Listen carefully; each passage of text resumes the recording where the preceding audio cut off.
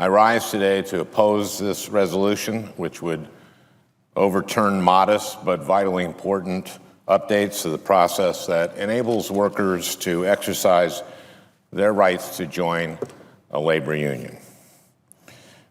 Today's attack on the NLRB's rule to modernize its election process is misplaced and misguided.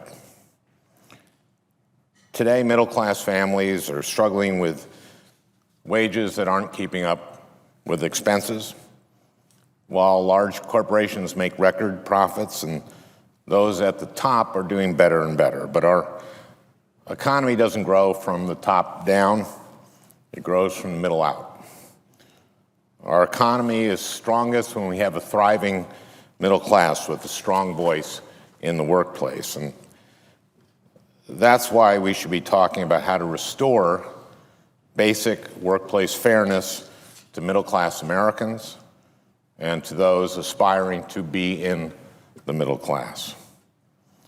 To me, that means if you work full-time, you shouldn't have to live in poverty. It means making sure that moms and dads don't have to choose between keeping their jobs and taking a few hours to take their sick child to the doctor. Those are the things that we should be focusing on. And in fact, if we want to accomplish those things, we need to strengthen the voices of regular Americans in the workplace. And the NLRB representation rule takes a small but important step towards strengthening those voices. That's why the resolution before us today is not only misplaced, it's also misguided. This resolution would do the opposite of empowering workers. The purpose of this resolution is to block rules that would modernize a broken election process. Because that election process is broken, it's preventing workers from exercising a basic right that they're supposed to have in the workplace, a right to have a seat at the bargaining table. Too often, loopholes are being exploited to prevent workers from having the freedom to decide if they want to form a union.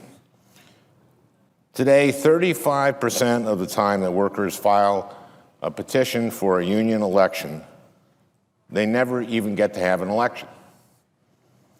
The 10% of litigated cases that this rule targets for reform take over 6 months on average to get an election, and some elections can be delayed for years. That's why workers need this rule to ensure a fair, effective process, free of excessive delays. Some of the updates in the rule simply standardize best practices that are already used in some parts of the country. For example, in some regions of the country, hearings are regularly scheduled to be held 7 days after the petition is filed, and petitions are accepted by fax. Also, under the representation rule, workers and companies can file documents electronically, bringing the process up to date with 21st century technologies.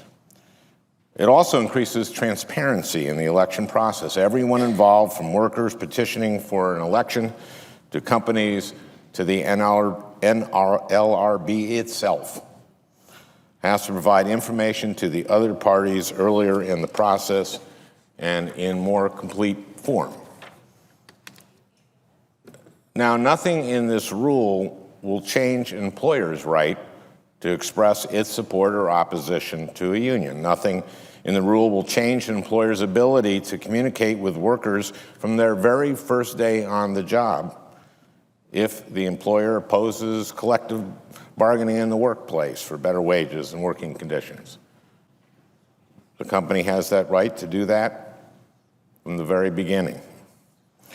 Modernizing and streamlining the process by which workers exercise their rights to join a union should not be controversial. Under the National Labor Relations Act, our laws explicitly recognize the rights of employees to engage in collective bargaining through representatives of their own choosing. That's the law. As a member of 3 unions myself, I've seen firsthand how important it is for workers to have a voice in their workplace. And the evidence shows that being a member of a union can have a tremendous impact on the lives of real people and their families. Workers covered by a collective bargaining agreement are paid more on average than those not covered. Unionized workers are more likely to have health care, retirement benefits, and paid leave benefits than other workers. So again, the changes made by the election rule are just common sense updates that will support these important objectives. I urge my colleagues to oppose this resolution so that these common sense reforms are able to ensure a fair election process for everyone. Thank you, Madam President.